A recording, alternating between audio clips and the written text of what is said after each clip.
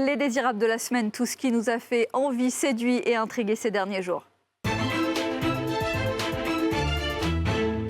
Avec moi aujourd'hui, Juliette Weiss qui va nous parler de Chanel. On y revient dans un instant, bonjour. Et cette nouvelle sélection pour cette semaine avec Eva Jaco, bonjour. Juliette, prise de risque ou marqueur pour la maison Chanel qui réinvente un flacon iconique, c'est osé.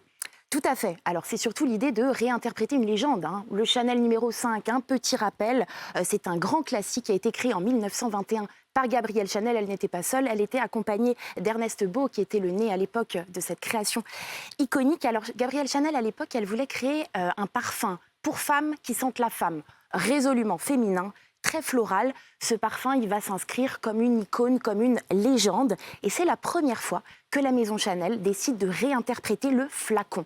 Elle a déjà réinterprété l'odeur, on a découvert des eaux plus fraîches, mais là c'est la première fois qu'on travaille le flacon, et pas n'importe comment, puisque c'est radicalement différent du flacon initial. Mais c'est un vrai parti pris de revoir une telle identité. Totalement, alors surtout que vous voyez là c'est vraiment un parfum ovale, transparent, épuré. L'inspiration derrière ce nouveau flacon, eh bien c'est Marilyn Monroe.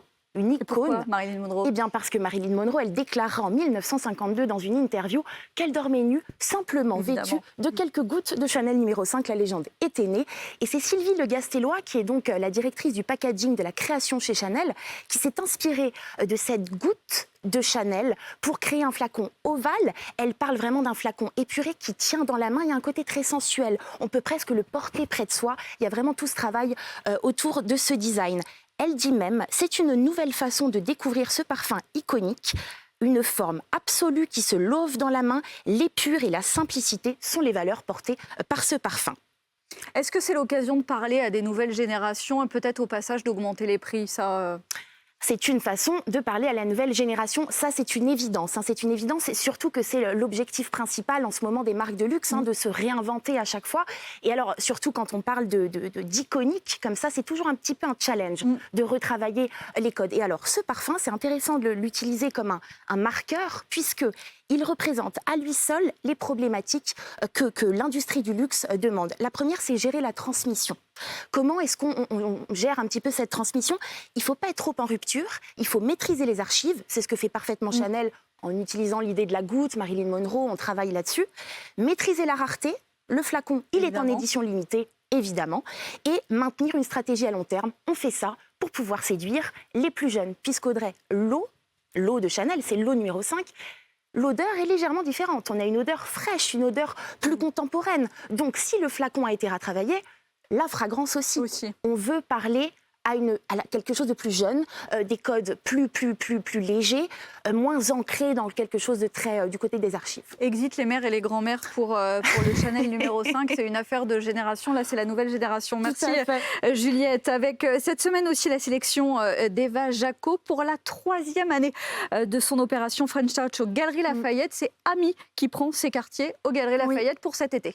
Oui, après Louboutin et Yves Saint Laurent Beauté, eh bien, c'est Ami qui a été choisi en effet. Alors ici, la griffe en fait s'installe dans les deux portes, au niveau des deux portes des Galeries Lafayette, avec deux pop-up exclusifs qui mettent en scène la collection capsule d'Ami. Ça s'appelle la plage Ami. Et puis direction aussi le rooftop où la griffe a installé un glacier et un crépier. Et c'est d'ailleurs le chef Julien Sebag qui est à la tête de ces deux cartes. Et c'est à voir tout l'été. Et puis côté exposition, on retrouve Jean-Paul Gaultier qui s'expose au SCAD Lacoste. Vous savez, c'est cette grande école d'art qui est donc américaine et qui a son antenne dans le sud de la France. Et bien ici, ça s'appelle Cinémode et c'est une expo qui met en lumière les goûts pour le costume et ainsi que le penchant pour l'image cinématographique du couturier. Et tout ça sur les terres du premier mentor du couturier, donc Pierre Cardin.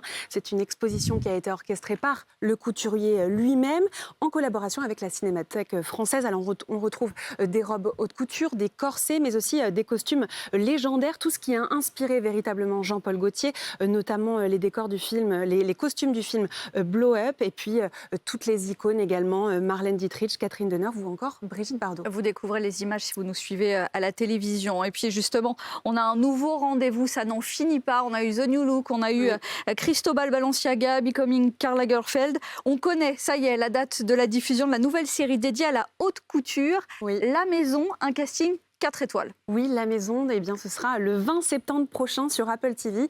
Alors, on découvre cette série avec notamment eh bien, Lambert Wilson, Amira Kazar ou encore Carole Bouquet. Alors, La Maison, à la différence de tout ce qu'on a déjà, nous, vu ces dernières semaines, eh bien là, c'est que La Maison, c'est une fiction, c'est inventé de A à Z. Et cette série dévoile les coulisses d'une grande maison de haute couture avec une grande famille à sa tête qui subit un gros scandale. Eh bien, on va devoir trouver tous les moyens, en tout cas, sont permis pour à ce que la marque de haute couture renaisse. Donc, on a des luttes de pouvoir, des scandales, des robes luxueuses. Tout ça est réuni dans cette saison. Et c'est 10 épisodes qui durent environ 1 heure pour chacun. Tout ce qu'on adore. Et puis, dernière news, eh bien, Eva Jospin s'invite au château de Versailles. L'artiste plasticienne qui est diplômée des Beaux-Arts de Paris, mais qui est aussi passée par la Villa Médicis de Rome, eh bien, présente une chambre à soie. C'est une tapisserie vraiment XXL, des broderies qui se développent sur 350 mètres carrés de long. Eh bien, cette œuvre, si elle vous parle, c'est normal. C'est parce qu'en fait, c'était le décor d'un défilé Dior haute couture 2021-2022. On l'avait d'ailleurs vu. On avait vu les images. Au tout début d'Iconic, dans un reportage sur les décors au musée Rodin. Eh bien ici, cette broderie féerique a été conçue par notamment les artisans de l'atelier Chanakya en Inde. C'est une œuvre à découvrir jusqu'au 29 septembre. Merci Eva Jaco pour cette dernière sélection de la saison. Merci Juliette Weiss et puis ce Chanel numéro 5 est aussi à découvrir évidemment sur Iconic Business. Iconic Business, le luxe par BFM Business. Toutes les semaines à retrouver dès à présent sur l'appli et les réseaux sociaux. À retrouver d'ailleurs tout l'été sur BFM Business. Iconic Business, le luxe by BFM Business.